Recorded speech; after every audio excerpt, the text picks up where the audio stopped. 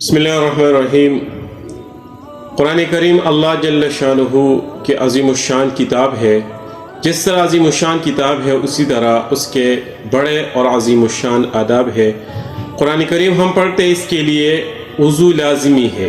वज़ू के बग़ैर हम कुरान करीम को नहीं उठा सकते और उसको हाथ नहीं लगा सकते।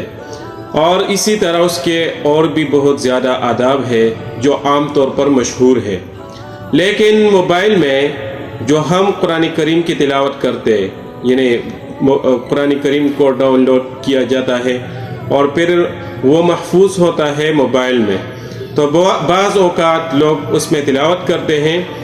तो क्या उस मोबाइल में जो कुरान करीम है उसको हम वज़ू के बग़ैर टच किया कर सकते हैं? वज़ू के बग़ैर हम उस पर हाथ लगा सकते हैं या नहीं लगा सकते?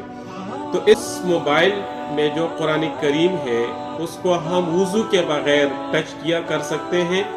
वज़ू के बग़ैर हम उस पर हाथ लगा सकते हैं या नहीं लगा सकते?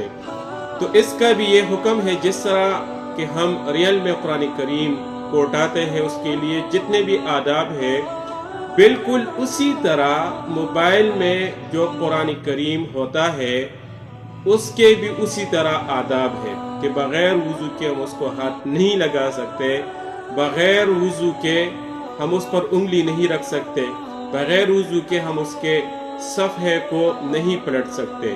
तो सारे के सारे आदाब भी वो जितने आम कुरान करीम के लिए रियल में वही आदाब मोबाइल में कुरान करीम के लिए है। इसीलिए हम इन आदाब का लिहाज रखते हुए मोबाइल में कुरान करीम पढ़ा करें।